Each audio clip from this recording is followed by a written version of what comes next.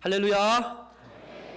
주님의 은혜와 평강이 성도님들 가정과 일터마다 함께 하시기를 간절히 축원합니다. 오늘 주신 말씀 의지하여서 내가 사흘 동안에 일으키리라 하시는 제목으로 말씀을 증거합니다. 예수님께서 가장 처음에 행하셨던 기적은 갈릴리 가나에서 물을 포도주로 바꾸신 사건이었습니다. 오늘 본문의 배경이 되는 요한복음 2장 말씀은 바로 그 가나 혼인잔치에서 물을 포도주로 바꾸신 사건부터 시작이 됩니다. 그 후에 예수님께서 유월절이 가까이 왔을 때에 예루살렘에 올라가십니다. 이 예루살렘은 유대인들에게는 아주 소중한 장소입니다. 왜냐하면 그곳에는 하나님의 성전, 곧 하나님의 집이 있었기 때문입니다. 모든 유대인들은 오늘 본문에 나오는 이 유월절과 같은 큰 명절이 되면 하나님께서 계시는 이 하나님의 집, 예루살렘 성전을 찾아와서 성전세를 납부하고 또 제물을 가지고 하나님 앞에 제사 드리고 다시 자기 집으로 돌아갔습니다. 오늘도 유월절을 앞두고 예루살렘은 아주 바빠 보입니다. 세계 곳곳에서 모여든 유대인들이 하나님께 제사를 드리기 위하여서 성전에서 소나 양을 사고 팔고 장사진을 이루고 있습니다. 그때 한 청년이 성전으로 들어왔습니다. 그리고는 손에 노끈으로 만든 채찍을 들고서는 성전 안에 있는 모든 소와 양들을 밖으로 내어 쫓기 시작합니다. 또 성전세를 내기 위해서 로마 돈을 유대 돈으로 바꿔주는 환전하는 사람들의 상을 다 엎어버렸습니다. 그리고 비둘기 파는 사람들에게 이렇게 호통칩니다. 이것을 여기서 가지고 나가라. 내 아버지의 집으로 장사하는 집을 만들지 말라. 이것을 지켜보고 있던 유대인들이 어땠을까요? 아니 도대체 저 청년은 누군데 웬 청년 하나가 나타나서는 우리가 정말 땀 흘려 열심히 일하고 있는 장사하는 이 가게를 엉망으로 만들어 버리고 있는가? 사람들은 여기저기 쫓아다니면서 양을 붙잡고 소를 붙잡고 다시 매느라고 정신이 없었을 것입니다. 돈 바꿔주는 사람들도 엎어진 상을 바로 세워놓고 여기저기 흩어진 동전들을 주우면서 아마 예수님을 날카롭게 노려보지 않았을까요? 당신 누군데 말이야? 도대체 무슨 권리로 여기에 와서 이렇게 행패를 부리냐? 우리는 대제사장에게 허락을 받고 사내들인 공의회로부터 허락을 받고 이 일을 하고 있는 건데 도대체 너는 누구이기에 이렇게 와서 이 난리를 피우냐? 이렇게 하지 않았을까요? 그런 그들에게 예수님께서 말씀하신 것입니다. 너희가 이 성전을 헐라. 내가 사흘 동안에 일으키리라. 유대인들에게 예루살렘 성전은 아주 중요한 장소입니다. 왜냐하면 그곳에는 바로 하나님이 거하시는 하나님의 성전이 있었기 때문입니다.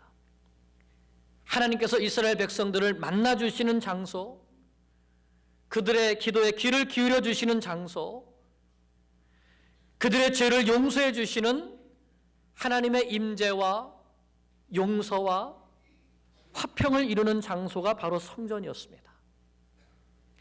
그래서 그들은 이 성전을 참 많이 사랑했습니다. 모세가 성막을 만들 때에도 이스라엘 백성들은 광야에 있었지만 즐거운 마음으로 자기들이 가진 예물들을 가지고 와서 드림을 통해서 성막을 만들 수 있었습니다. 솔로몬이 성전을 지을 때에도 그 성전 지을 재료를 다윗이 다 준비했죠. 그때에도 많은 사람들이 많은 귀한 예물들을 가지고 와서 성전을 만들 수 있는 많은 것들을 했습니다. 솔로몬이 성전을 지을 때에는 자신들이 직접 몸으로 봉사하면서 성전을 건축했습니다.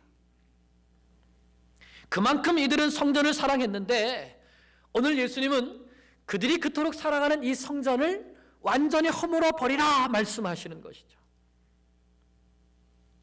이 말씀을 듣고 유대인들은 깜짝 놀랐을 것입니다. 솔로몬의 성전은 무려 7년이나 걸려서 만들었습니다. 바벨론 포로에서 귀환하여서 만들었던 스룹바벨 성전은 무려 20년이나 걸려서 만들었습니다. 그리고 오늘 본문에 나오는 이 헤롯 성전은 지금 46년째 건축하고 있는데 아직도 다 완성되지 못했습니다. 그런데 예수님은 이 성전을 헐어버려라 라고 말씀하시는 것이죠. 내가 사흘 동안에 다시 짓겠다. 사람들은 도무지 이 말씀이 무슨 뜻인지 깨달을 수가 없었습니다. 아니, 이 성전을 46년 동안에 지었는데 어떻게 내가 사흘 만에 다시 일으키겠느냐? 여러분, 이 말씀이 무슨 뜻일까요? 과연 예수님께서 말씀하신 성전은 무엇이고 유대인들은 성전에 대해서 무엇을 오해하고 있는 것입니까? 먼저 우리가 성전이 무엇인가를 알아야 합니다. 이것은 하나님 앞에 성전을 지어드린 솔로몬이 성전 낙성식 때에 하나님 앞에 기도하는데 그 기도를 보면 알 수 있습니다. 원래 성전을 잘 건축해서 하나님 앞에 드리고 싶었던 사람은 다윗이었습니다. 다윗에게는 나는 백향목 궁궐에 거하는데 우리 하나님은 천막집에 거하시는구나, 이런 안타까운 마음이 있었습니다. 그래서 내가 하나님의 집을 지어드려야 되겠다라는 마음을 갖게 된 것이죠. 그러자 하나님께서는 선지자를 보내셔서 내가 내 집을 지어주겠다고 하니 참 기특하구나. 그러나 너는 손에 피를 많이 흘렸기 때문에 내가 내 집을 지을 수가 없다. 대신 내 아들 솔로몬이 내 집을 짓게 하겠다. 그리고 너에게 이와 같은 마음이 있으니 내가 너의 집을 지어주고 너의 나라를 견고하게 해주시겠다라고 하시면서 내 후손 중에 이스라엘의 왕위에 앉을 사람이 끊어지지 않겠다고 말씀해 주셨습니다. 결국 이 말씀을 통해서 다윗의 후손으로 메시아 그리스도께서 오시고 메시아의 왕국이 영원한 왕국이 될 것을 약속해 주신 말씀입니다. 그 후에 다윗이 죽자 이제 그의 아들인 솔로몬이 하나님의 전을 7년 동안 열심히 지었습니다. 그리고 성전을 봉헌해서 하나님 앞에 드릴 때 솔로몬이 이렇게 기도합니다. 열왕기상 8장 23절을 보면 이스라엘의 하나님 여호와요, 위로 하늘과 아래로 땅에 주와 같은 신이 없나이다. 주께서는 온 마음으로 주의 앞에서 행하는 종들에게 언약을 지키시고 은혜를 베푸시나이다. 이렇게 기도를 시작합니다. 27절을 보면 하나님이 참으로 땅에 거하시리까. 제가 지금 이렇게 이곳에 하나님이 거하시는 성전을 지었지만 하나님께서 정말 이 땅에 사람이 지은 이 성전에 거하시겠습니까? 하늘의 하늘들이라도 주를 용납하지 못하겠거든 하물며 내가 건축한 이 성전이오리이까. 이것이 솔로몬의 마음이었습니다. 하나님은 사람이 손으로 지은 이 성전에 계시는 분이 아니고, 하나님은 어느 한 장소에 모셔둘 수 있는 분이 아니고 장소에 제한이 없으신 그런 분이라는 것을 솔로몬은 알고 있었던 것입니다. 그런데 계속해서 간구합니다. 30절을 보면 주의 종과 주의 백성 이스라엘이 이곳을 향하여 기도할 때에, 주의 종과 주의 백성들이 이곳을 향하여, 각처에 흩어져 있는 성도들이 예루살렘에 있는 하나님의 성전을 향하여서 기도할 때에 하나님께서는 그 기도를 들어주시고 주께서 계신 곳 하늘에서 들으시사 사하여 주옵소서, 이렇게 기도합니다. 하나님은 이 좁은 집에 계신 분이 아니시지만 주의 백성들이, 주의 종들이 이곳을 통하여서 하나님 앞에 나아가고 이것을 통하여서 하나님 앞에 기도할 때에 하나님께서는 들으시고 그들의 죄를 용서하시고 그들의 간구를 들어주시옵소서, 이렇게 기도했던 것이죠. 즉 솔로몬이 기도했던 이 성전은 하나님이 거하시는 집이 아니라 이곳을 통해서 하나님께 나아가는 곳이었던 것입니다. 하나님을 가두어두는 장소가 아니라 하나님을 만날 수 있는 통로가 되는 곳이었고, 하나님 앞에 죄를 고백하며 용서받을 수 있는 통로가 되는 곳, 그곳이 바로 성전이었던 것입니다. 그런데 이스라엘 백성들은 점차로 이 성전을 오해하여서 이 성전이 하나님의 집이고 하나님은 여기에 계신다고 생각했습니다. 그래서 이곳에서만 예배 드려야 한다고 생각했던 것이죠. 세계의 여러 곳에서 흩어져 살다가도 6월절과 같은 때가 되면 이 성전으로 돌아와서 이곳에서 성전세를 바치고 이곳에서 하나님께 제사 드려야만 한다고 생각했던 것입니다. 그런데 예수님께서 유대인들에게 너희가 이 성전을 헐어버려라 말씀하신 것입니다. 지난주에 말씀드린 것 같이 우리의 잘못된 예배의 태도를 헐어버려야 되는 것이죠. 너희의 잘못된 성전관을 깨뜨려버려라 하는 말씀입니다. 하나님은 이 좁은 장소에만 갇혀 지내시는 분이 아니라는 것입니다. 하지만 유대인들은 예수님이 말씀하신 의미를 깨닫지 못했습니다. 눈에 보이는 이 웅장한 성전을 헐라는 말씀에 46년 동안에 이 성전을 지었는데 내가 어떻게 다시 지을 수 있겠느냐라고 대답하는 것이죠. 성전을 헐라는 예수님의 말씀은 이 사람들의 마음속에 오랫동안 새겨져 있었던 것 같습니다. 마태복음 26장에서 예수님께서 겟세마네 동산에서 기도하시다가 붙잡히시고 대제사장 가야바의 집에 끌려가셔서 신문을 받으시는데 그때 몇몇 사람들이 나와서 예수님의 죄를 말할 때에 이 사람이 성전을 헐라고 했다. 그러면 자기가 사흘 동안에 다시 짓겠다고 했다 하면서 예수님을 성전 모독죄로 정죄하는 것을 볼 수 있습니다. 그만큼 이 사람들의 마음속에 예수님이 성전을 헐어라, 내가 사흘 동안에 다시 짓겠다 하셨던 이 말씀이 잘 기억되고 있었던 것입니다. 하지만 그 의미가 무엇인지를 깨닫는 사람은 없었던 것입니다. 유대인들뿐만 아니라 제자들도 마찬가지였습니다. 제자들도 성전을 헐어라, 내가 사흘 동안에 다시 세우리라 하는 이 수수께끼 같은 말씀을 잘 이해하지 못했습니다. 하지만 그 말씀이 마음속에서 사라지지도 않았죠.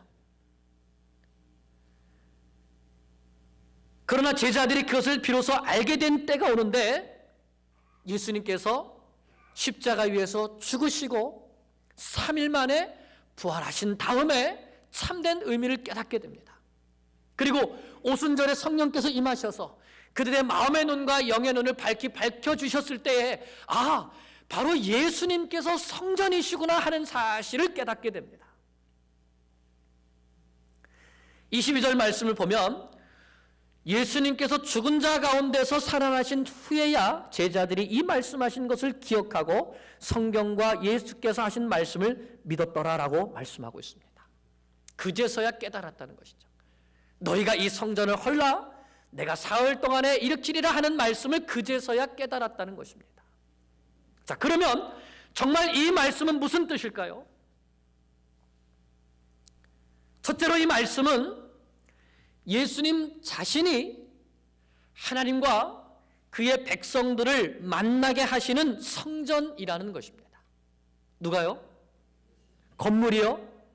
예배당이요? 아니요. 예수님 자신이 성전 되신다는 것입니다.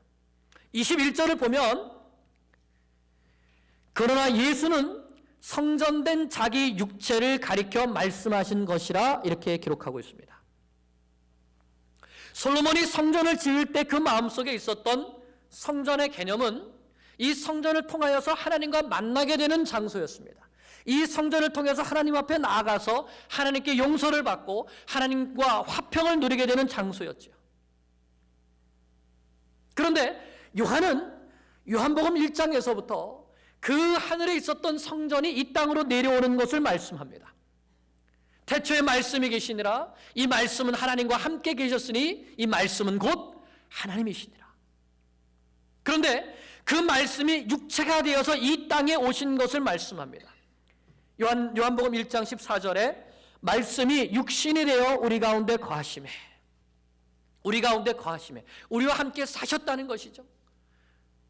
말씀이신 예수 그리스도께서 이 땅에 내려오셔서 우리와 함께 살아주셨습니다. 그래서 이 땅의 사람들이 우리의 눈으로 예수님을 직접 보게 되고 그 예수님을 통해서 하나님을 보게 되었습니다. 14절 말씀에 우리가 그 영광을 보니 아버지의 독생자의 영광이요 은혜와 진리가 충만하더라. 이 땅에 오셔서 우리와 함께 사셨던 그 예수님은 아버지의 독생자였고, 그래서 그 예수님을 볼 때 우리는 아버지의 영광을 볼 수 있었고, 또한 그 예수님 안에는 은혜와 진리가 충만하였다는 것을 깨닫게 되었던 것입니다. 이렇게 예수님은 하나님과 죄인된 우리가 만날 수 있도록 하늘의 영광을 버리시고 직접 이 땅에 오셔서 우리에게 성전이 되어 주셨습니다. 하나님과 만남의 통로가 되어 주시고 하나님과 용서와 화해를 이룰 수 있는 화평의 길이 되어 주신 것이죠. 그러면 예수님께서 무엇을 통해서 성전이 되어 주셨습니까? 두 번째는 예수님은 십자가와 부활을 통해서 하나님과 자기 백성들이 만날 수 있는 성전이 되어 주셨습니다. 육신이 되어 이 땅에 오신 예수 그리스도께서는 스스로 흠없는 하나님의 제물이 되어 주셨습니다. 일찍이 세례 요한이 말했던 것처럼 보라, 세상 죄를 지고 가는 하나님의 어린 양이로다. 자신의 몸을 친히 십자가 위에 내어주심을 통하여서 이 세상의 모든 죄인들의 죄를 그 십자가 위에 못 박아 주셨고, 십자가 위에서 흘려주신 그 보배로우신 피로 말미암아 모든 죄를 사여 주시는 길을 열어주셨습니다. 그러므로 이 세상에 어떠한 완악한 죄인이라 할지라도 십자가에 달리신 예수 그리스도를 바라보고 그 예수 그리스도를 의지하는 믿음으로 나오게 되면 그 예수님이 통로가 되어서 그 예수님을 통해서 하나님의 은혜의 보좌 앞에 나아가게 되는 것입니다. 예수님은 이와 같이 십자가와 부활을 통하여서 하나님의 큰 대제사장이 되어 주셨습니다. 히브리서 1장 14절에 그러므로 우리에게 큰 대제사장이 계시니 승천하시니 곧 하나님의 아들 예수시라. 이제는 우리가 어떻게 하나님 앞에 나아가게 되는가? 이제는 큰 대제사장을 통해서 나가게 되는데 그분은 누구이신가? 하나님의 아들이신 독생자 예수 그리스도라는 것입니다. 그러므로 우리가 그의 이름을 힘입어서 그의 피를 힘입어서 하나님의 은혜의 보좌 앞에 담대히 나아갈 수 있는 새롭고 산 길을 열어주신 것입니다. 예수님이 성전이 되어주신 것이죠. 우리가 이 예배당에 나와 있지만 이 예배당에 나와 있다고 해서 하나님 앞에 나아가는 것이 아니라 이 예배당에 나와서 우리 주 예수 그리스도의 십자가 부활을 믿는 믿음으로 그 피를 의지하여서 예배할 때에 우리의 예배가 하나님 앞에 나아가는 참된 예배가 되는 것입니다. 또한 그러므로 이 예배는 이 장소에 국한되어져 있는 것이 아니라 어느 곳이든지, 그것이 우리의 가정이든지 일터이든지 여행하는 곳이든지 그 어느 곳에서라도 우리 주 예수 그리스도를 의지하여서 나아갈 때 그곳이 바로 나의 예배 장소가 되는 것이죠. 셋째로 예수님은 십자가와 부활을 통해서 예수님이 성전 되신다는 것을 분명하게 표적으로 보여주셨습니다. 예수님의 십자가와 부활이 예수님이 성전이 되신다는 표적입니다. 예수님께서 십자가에 못 박히실 때에 성전에서 어떤 일이 일어났습니까? 성전의 성소와 지성소를 가로막고 있었던 휘장이 위에서부터 아래로 찢어졌습니다. 이제는 더 이상 하나님과 사람 사이를 가로막고 있는 장벽이 없어진 것이죠. 왜요? 예수님께서 십자가 위에서 자신의 몸을 내어주셨기 때문에, 자신의 피를 흘려주셨기 때문에 이제는 성전을 통해서, 땅에 지은 사람이 손으로 만든 성전을 통해서 나가는 것이 아니라 예수 그리스도를 통하여서 하나님 앞에 나아가게 된 것을 하나님이 친히 성전의 휘장을 찢으심을 통하여서 보여주신 것입니다. 그래서 요한복음에서는 예수님께서 행하셨던 기적을 이적이라고 표현하지 않고 표적이라고 말합니다. 증거라는 것이죠. 증거. 예수님께서 성전을 깨끗하게 하실 때에 이 사람들이 예수님께 이렇게 말합니다. 18절을 보면 내가 이런 일을 행하니 성전에 들어와서 양과 소와 모든 것을 쫓아내고 돈 바꾸는 자들의 상을 뒤엎으니 무슨 권세로 이런 일을 행하는지, 무슨 권세로 이렇게 성전을 망쳐놓는지 표적을 보이라 이렇게 말합니다. 표적을 보이라. 그때 예수님께서 자신이 보여주실 표적을 무엇이라고 말씀하십니까? 너희가 이 성전을 헐라. 너희의 눈에 보이는 이 성전을 허물어 버려라. 내가 사흘 동안에 일으키리라. 예수님은 그 말씀대로 십자가 위에 자신의 몸을 내어주셨고 사흘 만에 부활하심을 통하여서 성전이 다시 회복되게 된 것을 표적으로 보여주셨습니다. 그러므로 예수님께서 친히 표적으로 보여주셨듯이 교회의 핵심은 예수 그리스도의 십자가와 부활입니다. 예수님의 십자가와 부활을 붙들지 않는 교회는 교회라고 할 수가 없습니다. 그러므로 모든 교회는 이 진리 앞에서 정결케 되어야 합니다. 좋은 일을 많이 한다고 좋은 교회가 아닙니다. 어려운 이웃들을 많이 돌본다고 좋은 교회가 아닙니다. 좋은 교회는 예수 그리스도의 십자가와 부활 위에 세워진 교회입니다. 예수 그리스도의 십자가와 부활을 증거하는 교회이지요. 그것을 붙드는 교회입니다. 그러므로 예수 그리스도의 십자가와 부활이 교회의 중심에 서 있지 않고 우리의 심령 가운데 세워 있지 않다면 교회도 반드시 정결되어야 하고 우리도 반드시 정결되어야 합니다. 우리가 있는 그곳에서 회개하고 다시 예수님의 십자가와 부활로 돌아와야 됩니다.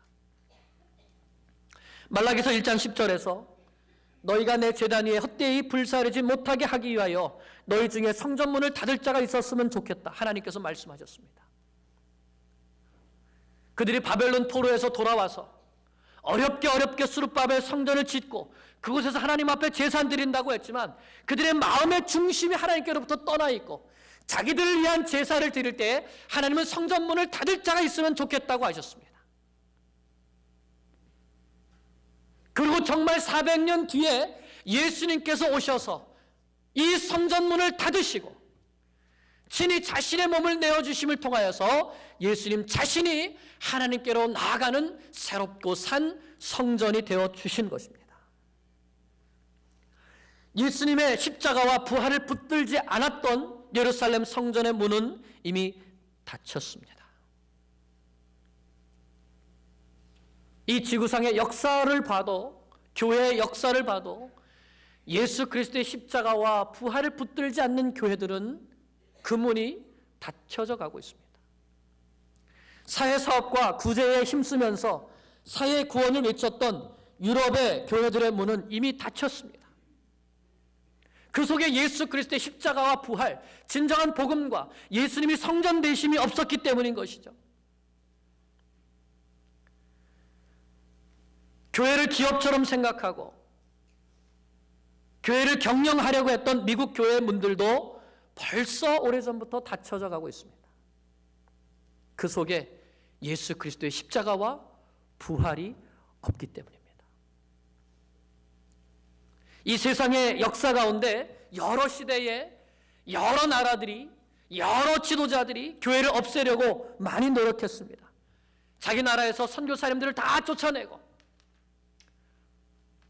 목사님들과 성도들을 핍박하고 죽음으로 이끌고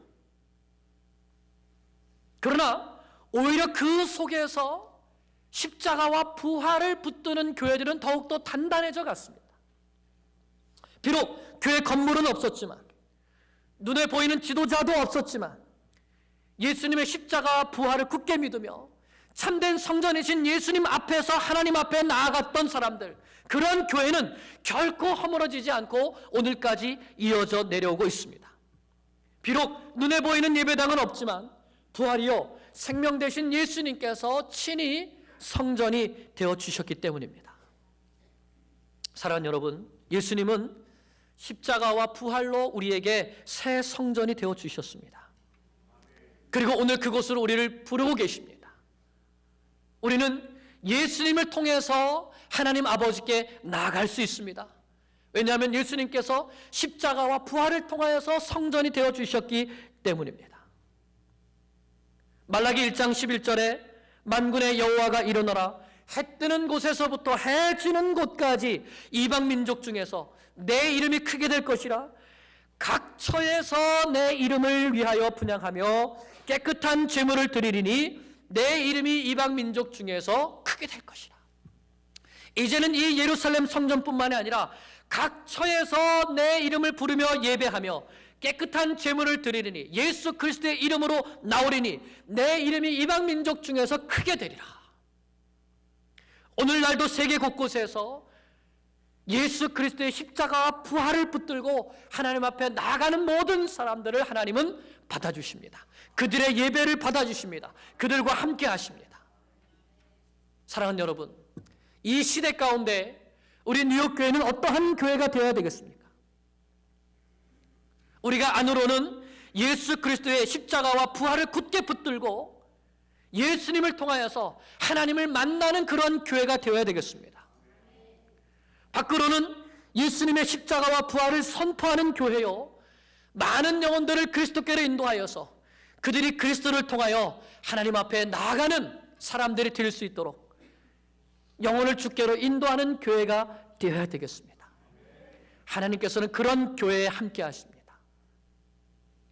십자가와 부활을 붙들고 예수님을 통하여 하나님 앞에 나아가 예배하는 우리 교회 모든 성도들이 되시기를 간절히 축원합니다. 기도드리겠습니다.